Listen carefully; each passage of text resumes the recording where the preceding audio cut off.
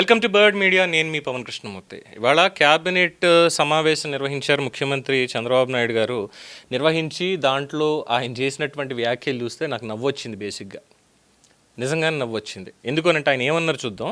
రాజకీయ ముసుగులో మాజీ సీఎం జగన్ తీవ్ర నేరాలకు పాల్పడుతున్నారు. వైసీపీ నేతల అరాచకాలకి చెక్ పెట్టడానికి తమకు కేవలం 2 నిమిషాలు చాలు అంటే ముఖ్యమంత్రి చంద్రబాబు నాయుడు గారు ఘాటుగా హెచ్చరించారు. చాలా ఘాటుగా హెచ్చరించారు. సచివాలయం జరిగినటువంటి కేబినెట్ సమావేశంలో ఈ కీలక వ్యాఖ్యలు చేశారు. పారదర్శకంగా నిర్వహించినటువంటి డిఎస్సి ప్రక్రియ మీద కోర్టు చీవాట్లు పెట్టినా పట్టించుకోకుండా వైసీపీ శ్రేణులు కావాలనే వివాదాలు చేస్తున్నాయి, రాద్ధాంతం చేస్తున్నాయి. డిఎస్సి వ్యవహారంలో వైసీపీ చేస్తున్న దుష్ప్రచారాన్ని, తప్పుడు ఆరోపణలని క్షేత్రస్థాయిలో గట్టిగా తిప్పికొట్టాలని టీడీపీ నేతలు శ్రేణులకి సీఎం సూచించారు. జగన్ ఎక్కడైనా పరామర్శలకు వస్తున్నారు అంటే అసలు ఏం జరుగుతోందోనని జనాలు భయపడే పరిస్థితి దాపురించింది అంటూ ఎద్దేవా చేశారు. ఎందుకు సార్ ఎద్దేవా చేయడం? Okay, let's go to the main topic in this point. ఏంటి అంటే ఏమనుకున్నాం మనం? వైసీపీ ఫేక్ ప్రచారం. సరే, మరి వాస్తవాలు చెప్పేది ఎవరు, చెప్పాల్సింది ఎవరు? ఇవాళ నాకు ఒక ఫోన్ కాల్ వచ్చింది. ఫైన్ ఎగ్జాంపుల్, ఒక ఫోన్ కాల్ వచ్చింది నాకు.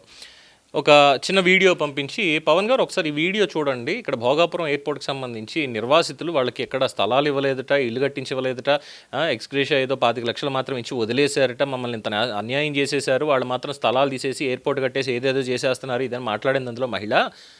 ఇంతవరకు వాస్తవం అండి ఇది. మరి భోగాపురం ఎయిర్పోర్ట్ మీద ఇంతలాగా ఇది చేస్తుంటే ఇలాంటి వాళ్ళు కూడా దాన్ని ఖండించి చెప్పాలి కదా, వాస్తవాలు ఏంటి అన్నారు. నేను ఒక్కటే అడిగా, నాకేంటి పని? నేను ప్రజల కోసం, ప్రజల తరఫున, ప్రజల సమస్యల మీద మాట్లాడేటువంటి ఒక చిన్న విలేకరిని, ఒక చిన్న పాత్రికేయుడిని, లేదంటే జర్నలిస్ట్ని, వాట్ ఎవర్ ద పేరు ఏదన్నా పెట్టండి. ప్రజల సమస్యలు ఏవైతే ఉన్నాయో దాన్ని ప్రభుత్వం దృష్టికి తీసుకెళ్ళడం, అలాగే ప్రజలకి ప్రభుత్వం ఏదైనా మంచి చేస్తూ ఉంటే దాని గురించి చెప్పడం, అలాగే ప్రతిపక్షాలు చేసేటువంటి ఆరోపణల్లో బలం ఉంటే దాని మీద ప్రభుత్వాన్ని ప్రశ్నించడం. ఒకవేళ తప్పుడు ప్రచారం చేస్తూ ఉన్నప్పటికీ ఆ తప్పుడు ప్రచారాన్ని ఖండించడం ముందుగా నాలాంటి వాడి పని కాదు కదా. దానికి ప్రభుత్వం నాకేమీ జీతం ఇవ్వట్లేదు కదా. ఇక్కడ ఎవరు చేయాలి? ప్రభుత్వం చేయాలి. వాస్తవాలు చెప్పాల్సింది ఎవరు? ప్రభుత్వం చెప్పాలి. అలాగే ఇక్కడ చిన్న ఎగ్జాంపుల్, ముఖ్యమంత్రి గారు అన్నటువంటి మాట, డిఎస్సి మీద అక్రమాలు జరిగిపోయాయంటే ఇప్పటికీ రాద్ధాంతం చేస్తున్నారు, వివాదాలు సృష్టిస్తున్నారు అన్నారు. ప్రభుత్వాన్ని అస్థిరపరిచే విధంగా ఇటువంటి తప్పుడు కోర్టు తీర్పుల తర్వాత కూడా ఇలాంటివి చేస్తుంటే చర్యలు తీసుకోవాల్సినటువంటి బాధ్యత ఎవరి మీద ఉంది? అంటే చెయ్యాల్సింది ఎవరు? ప్రభుత్వమే కదా, వ్యవస్థలే కదా. కేసులు పెట్టాలి, అరెస్ట్ చేయాలి, కోర్టుకు వెళ్ళి సమాధానం చెప్పాలి. మేము ఎన్నిసార్లు చెప్పినా సరే ప్రభుత్వాన్ని అస్థిరపరిచే విధంగా సమాజంలో ఇలాంటి అలజడులు రేపడానికి వీళ్ళు ఇలా ప్రయత్నిస్తున్నారు కాబట్టే వీళ్ళ మీద అండర్ ఈ సెక్షన్స్ ప్రకారం కేసు పెట్టడం జరిగింది. ఖచ్చితంగా వీళ్ళకి ఏదేదో బెయిల్ ఇచ్చేస్తాము ఇది అన్నటువంటిది కాకుండా కోర్టుకు చెప్పాలి, వెళ్ళి బెయిల్ ఇచ్చేస్తాము, లొసుగులు అడ్డం పెట్టుకుని ఇచ్చేస్తాము, వాళ్ళకి ఇలాంటిది ఇది కుదరదు, ఖచ్చితంగా తప్పు చేసిన వాళ్ళకి శిక్ష పడాల్సింది అనేటువంటిది అక్కడ ఎస్టాబ్లిష్ చెయ్యాలి. అది ప్రభుత్వం చేయాల్సినటువంటి పని, వ్యవస్థలు చేయాల్సినటువంటి పని. చెప్పాల్సింది వాళ్ళైనప్పుడు వాళ్ళు చెప్పకుండా వేరే వాళ్ళు చెప్పాలి, మాకు మద్దతుగా మిగతా వాళ్ళు మాట్లాడాలంటే ఎక్కడి నుంచి వస్తుంది? ప్రభుత్వం డేటా రిలీజ్ చేసిందా? పోనీ రిలీజ్ చేయాలి కదా. పోనీ ఇప్పుడు సపోజ్ ఇందాక చెప్పిన ఎగ్జాంపులే, భోగాపురంలో 25 లక్షలు ఇచ్చామని. భోగాపురంలో ఎంతమంది రైతులు, వాళ్ళ పేర్లు ఏంటి, వాళ్ళకి ఇచ్చినటువంటి ఎక్స్గ్రేషియా ఎంత, వాళ్ళకి ఇంకా ఇవ్వాల్సినటువంటివి ఏమున్నాయి, ఇవన్నీ ఎక్కడన్నా పబ్లిక్ డొమైన్లో ప్రభుత్వం పెట్టగలిగిందా? మరి ఇవన్నీ పెట్టకుండా ఏమండి ఫలానా మీడియా వాళ్ళు లేదంటే ఫలానా పార్టీ వాళ్ళు ఇగో ఇలాంటి తప్పు చేస్తున్నారు, దానికి ఇదిగో ప్రభుత్వం ఇచ్చినటువంటి ఆధారాలు ఇవి అని చెప్పాలి కదా, అవి ఉండాలి కదా. మళ్ళీ అది కావాలంటే right to information act, right to information, దానికి అలాంటి వాడు ఎవడో ఒకటి పెట్టుకొని, అయ్యా భోగాపురంలో ఎంతమంది రైతుల దగ్గర మీరు తీసుకున్నారు, వాళ్ళ పేర్లు ఏమిటి, వాళ్ళకి ఎక్స్గ్రేషియా ఎంతెంత ఇచ్చున్నారు, ఇంకా ఇవ్వనటువంటి వాళ్ళు ఎంతమంది, నిర్వాసితులకు వాళ్ళకి అక్కడ భూములు ఏమైనా ఇచ్చారు, ఈ క్వశ్చన్స్ అని అడిగితే దాన్ని సంబంధిత శాఖాధికారులకి పంపించడానికి 15 రోజులు పడుతుంది. వాళ్ళు ఒక్కొక్కళ్ళు దాంట్లో మళ్ళీ ఆన్సర్లు ఇవ్వడానికి మళ్ళీ ఇంకో 15 రోజులు పడుతుంది. నెలాఖరు వచ్చేసరికి ఓకే మీరు అడిగిన దానికి సమగ్రమైన డేటా అంటే ఇది కాదు, ఇదిగో దీనికి ఉన్నటువంటిది ఇది అని బల్క్గా ఒకటి పంపిస్తారు. ఏం చెప్తాం అక్కడ? ఏ విధంగా జస్టిఫై చేస్తాం? ప్రభుత్వం భోగాపురం ఎయిర్పోర్ట్ని చాలా ప్రతిష్టాత్మకంగా నిర్మించింది, దానివల్ల ఇగో ఇంతమందికి ఇక్కడ ఉపాధి అవకాశాలు రాబోతున్నాయి, ఉత్తరాంధ్రకి రెక్కలు వచ్చాయి ఖచ్చితంగా, ఇక్కడ వరకు మా విధి మేము చెప్పడం అనేది. తప్పుడు ఆరోపణలు చేస్తున్నారు ఇది అన్నప్పుడు దానికి ఫ్యాక్ట్ అనేది ఓపెన్గా బయటికి చెప్పాల్సింది, వివరాలు బయట పెట్టాల్సింది, తప్పు చేస్తుంటే చర్యలు తీసుకోవాల్సింది ఎవరు? ప్రభుత్వం కదా.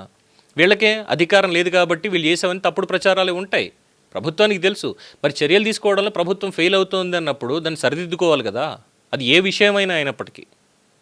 అది 22A కావచ్చు, కాదంబరి జత్వాని కేసు కావచ్చు, లేదంటే ఉద్యోగాలకు సంబంధించి కావచ్చు, లేదంటే అపరిమితంగా జరుగుతున్న విచ్చలవిడిగా జరుగుతున్నటువంటి కొన్ని వ్యవహారాల మీద కావచ్చు. ప్రభుత్వం కదా చర్యలు తీసుకోవాలి. అప్పుడు కదా పారదర్శకమైనటువంటి ప్రభుత్వం, ప్రజలు ఎన్నుకున్నటువంటి కూటమి ప్రభుత్వం అంటారు. తప్పు చేసే వాళ్ళని వదిలేసి చేయాల్సిన పని చేయకుండా ఉంటే ఇప్పుడు వచ్చి ఎవరు తీసుకోవాలి? 2 నిమిషాల్లో అయిపోతుంది అంటున్నారు. 2 నిమిషాల్లో అయిపోయేదానికి 2 ఏళ్లలో ఎన్ని తప్పుడు ఆరోపణలు వచ్చాయి? ఏం చర్యలు తీసుకున్నారు?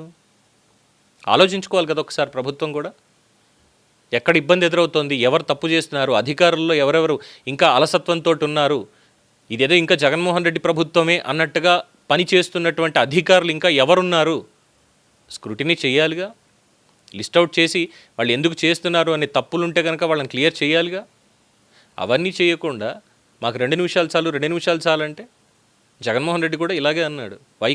వై నాట్ 175 అని. ఇప్పుడు ముఖ్యమంత్రి గారు 2 నిమిషాలు అనేసరికి నాకు కూడా అది గుర్తొస్తుంది. అంటే ఇంకా ఆలోచన ఇది ఇది ఇది చంద్రబాబు నాయుడు గారు కాదు. డెఫినెట్గా పరిపాలనల మీద కమాండ్ లేకుండా ఏదో ఓకే ఇది చేసుకుంటే వెళ్ళిపోతున్నామని చేసుకుంటున్నారు తప్ప 95 నుంచి పనిచేసినటువంటి చంద్రబాబు నాయుడు గారు అయితే డెఫినెట్గా కాదు. ఆ రోజు ఉన్నటువంటి చంద్రబాబు నాయుడు అయితే ఈ రోజు పరిస్థితులు వేరుండేవి.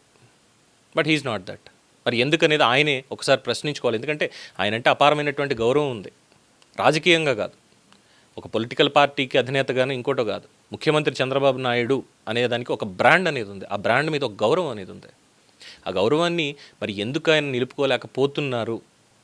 మేము చూసినటువంటి చంద్రబాబు నాయుడు అయినా కాదు, ఏదో జరుగుతోంది, ఎందుకని ఆ హోల్డ్ ఇంకా రావట్లేదు ఆయనకి, లేదంటే ప్రభుత్వంలో ఉండి ఇంకేమైనా చేస్తున్నారా, వేరే వాళ్ళు ఎవరన్నా ఉండి ఇన్ఫ్లుయెన్స్ చేస్తున్నారా అన్నటువంటి అనుమానాలు కూడా చాలామంది కలుగుతున్నాయి. పార్టీలకి అతీతంగా చంద్రబాబు నాయుడుని అభిమానించే వాళ్ళు చాలామంది ఉంటారు because of his vision. What Naidu thinks today India will thinks tomorrow అని చెప్పి ఒక నానుడి. ఈరోజు చంద్రబాబు నాయుడు ఏది ఆలోచిస్తాడో భారతదేశం రేపు దాన్ని ఆలోచిస్తుంది. ఈరోజు ఏదైతే అమలు చేస్తాడో భారతదేశం రేపు అమలు చేస్తుంది దాన్ని అనేది ఒక నానుడి. అది ఆయనకి మాత్రమే దక్కినటువంటిది. ఈరోజు దాన్ని ఆయన పోగొట్టుకుంటున్నారు. మిగతాదంతా ఓకే, పోలవరం చేస్తున్నారు, లేదంటే ఇతరత్ర ప్రాజెక్టులు, అమరావతి నిర్మాణం, వీటన్నిటి కూడా ఓకే ఫైన్. కానీ పరిపాలన అనేటువంటి దగ్గరకు వచ్చేసరికి మాత్రం చాలా అంటే చాలా చేంజ్ ఆయనలో కనిపిస్తోంది. అది పాజిటివ్ అయితే పర్వాలేదు, బట్ అది నెగిటివ్ ఇంపాక్ట్కి వెళ్తుంది. ఎందుకు అనంటే ఇప్పుడు అన్నటువంటి మాట 2 నిమిషాలు చాలన్నారు. చూపించండి. అప్పట్లో చేతల ముఖ్యమంత్రి చంద్రబాబు నాయుడు చూసాం, కానీ ఇప్పుడు మాటలకు పరిమితం అవుతున్నటువంటి ముఖ్యమంత్రి చంద్రబాబు నాయుడు చూస్తున్నాం. బికాజ్ ఆఫ్ ఆయన అన్నటువంటిదే వైసీపీ అరాచకాలకి అడ్డుకట్ట 2 నిమిషాలు చాలు అన్నదానికి. బట్ అరాచకాలు జరుగుతూనే ఉన్నాయంటే పర్మిషన్స్ ఇచ్చేది మీరే, కోర్టులో సరైనటువంటి వాదన వినిపించకుండా ఉన్నది మీరే, ఫ్యాక్ట్స్ అన్ని బయటపెట్టి అసలు వాళ్ళని మాట్లాడనివ్వకుండా చేయకుండా ఉన్నది మీరే, మీ ప్రభుత్వమే. ప్రభుత్వ అధికారులు సరిగ్గా దీన్ని చెప్పడంలో ఫెయిల్ అవుతున్నారా? తప్పుడు ప్రచారం అదని. ఎందుకంటే డిఎస్సి మీద కూర్చున్నారు, కలెక్టర్లు ప్రతి ఒక్కటి చూపించారు ఎవరెవరికి వచ్చింది అనేది. అయినా ఇప్పటికీ కూడా ప్యాకాట్ ఆడిన వాళ్ళందరికీ కూడా స్పోర్ట్స్ కోటాలో ఇచ్చేశారు అని చెప్పని, లేదంటే ఒలింపిక్ కమిటీ చైర్మన్ ఎవరో మాట్లాడారు, ఆర్వి సత్యనారాయణ సంథింగ్ ఎవరో అక్రమాలు జరిగిన మాట వాస్తవమైన ఆయన మాట్లాడారని ఇలా వార్తలన్నీ వస్తున్నప్పుడు చాలా క్లియర్ కట్గా కోర్టు తీర్పు సైతం వచ్చిందయ్యా, ఇక్కడ డిఎస్సిలో ఎటువంటి అక్రమాలు జరగలేదు, మీరు ఆధారాలు లేకుండా కేవలం ఆరోపణలు చేస్తే ఎలాగా అని ప్రశ్నించింది. అయినా కూడా మీరు ఇంకా ఇలా చేస్తున్నారంటే ఒకటి కోర్టు ధిక్కరణ చేస్తున్నారు, కోర్టు తీర్పుని అపహాస్యం చేస్తున్నారు, అలాగే ప్రభుత్వాన్ని కూడా మీరు అపహాస్యం చేస్తున్నారు. కాబట్టి ఒక బృహత్తర కార్యక్రమం డిఎస్సి 10,600 15,600 మందికో అంతమందికి ఉద్యోగాలు ఇస్తే మీరు వాళ్ళందరినీ కించపరిచేలా చేస్తున్నారు అని చెప్పి డెఫమేషన్ అనేది ఎందుకు గవర్నమెంట్ కాల్ తీసుకోదు? ఎందుకు వీళ్ళ మీద చర్యలు తీసుకోదు? చూపించుకోవడానికి కిరణ్ అరెస్ట్ చేసినంత ఈజీ కాదు కదా అది. భారతిరెడ్డి గారిని ఏదో అన్నాడని చెప్పి తెలుగుదేశం పార్టీ కార్యకర్త అయినా సరే అరెస్ట్ చేశాను చూసారా అన్నారు. ఎస్, వెల్ డన్, బాగుంది. బట్ ఇలాంటి వాటి దగ్గర కూడా వాటికి సంబంధించినటువంటి చర్యలు తీసుకోవాలి సార్. నెగిటివ్గా తీసుకుంటామంటే ఎవరు ఏం చేయలేరు. బట్ జరగాల్సింది చెయ్యాల్సింది అనే చెప్తున్నారు ప్రజలకు కూడా. ఇది కాదు మేము ఎక్స్పెక్ట్ చేసింది, ఇలా కాదు ఉండాల్సింది అని. మరి ఎక్కడ తప్పు జరుగుతోంది?